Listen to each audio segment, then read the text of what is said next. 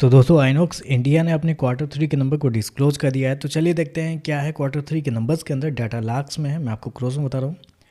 तो देखिए पिछले क्वार्टर में कंपनी 358 करोड़ का रेवेन्यू जनरेट की थी ऑपरेशन के थ्रू। पिछले साल 333 करोड़ के आसपास।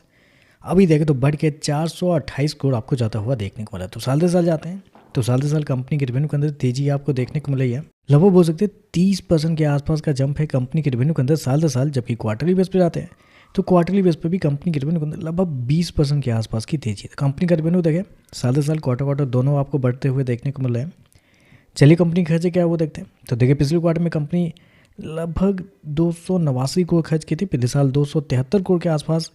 जबकि अभी देखें तो कंपनी खर्चे 346 करोड़ आपको जाता हुआ देखने को मिला है। तो खर्चे भी देखते हैं तो खर्चे भी कंपनी के ठीक है, नॉर्मल ही आपको देखने को, कंट्रोल में ही आप कर सकते हैं, कंट्रोल में ही आपको देखने को मिला है। प्रॉफिट की बात कर लेते हैं तो देखिए पिछले क्वार्टर में कंपनी का प्रॉफिट लगभग 61 करोड़ के आसपास था, पिछले साल 58 करोड़ के प्रॉफिट में थी।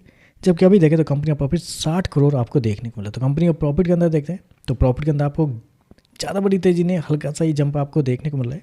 3-3.5% के आसपास का जंप है कंपनी के प्रॉफिट के अंदर साल दर साल।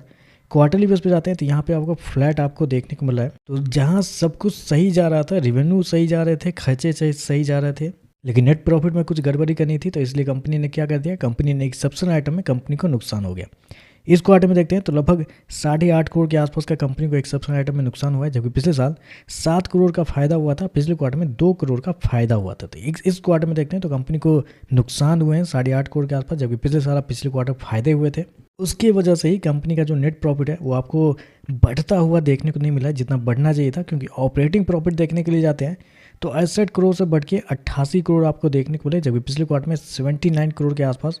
तो क्वार्टर देखते हैं तो 10% के आसपास का जंप है। जबकि साल दर साल जाते हैं तो साल दर साल लगभग 30% के आसपास की तेजी है। तो ऑपरेटिंग प्रॉफिट आपका सही है, ऑपरेटिंग प्रॉफिट बढ़ते हुए देखने को मिला है। 30% रिवेन्यू बढ़ा है, 30% प्रॉफिट बढ़े हैं। लेकिन एक्सेप्शनल आइटम की वजह से कंपनी का जो नेट प्रॉफिट है वो कुछ खास आपको देखने को नहीं मिल रहा है। ईपीएस की बात करते हैं तो देखिए पिछले क्वार्टर में कंपनी का ईपीएस 6.70 रुपये, पिछले साल 6.43 रुपये। अभी देखें तो 6.69 रुपये देखने को मिला है। तो ओवरऑल अगर देखा जाए तो नंबर अच्छे हैं, लेकिन उतने अच्छे हो सकते थे अगर नेट प्रॉफिट भी कंपनी का अच्छा हो जाता तो बहुत शानदार नंबर हो जाते। लेकिन नेट प्रॉफिट नहीं बढ़ने की वजह से नंबर थोड़े से मुझे लगता है मिक्स टाइप के नंबर आप कर सकते हैं। क्योंकि कंपनी के वैल्यूएशन से लेके कंपनी के हर एक चीज़ नेट प्रॉफिट के ऊपर ही डिपेंड रहता है। तो ऐसे में नेट प्रॉफिट देखें तो कुछ खास नहीं है, लेकिन नंबर आपको अच्छे देखने को मिले। तो वीडियो पसंद आए तो लाइक कीजिएगा, साथ में साथ चैनल को सब्सक्राइब जो कीजिएगा।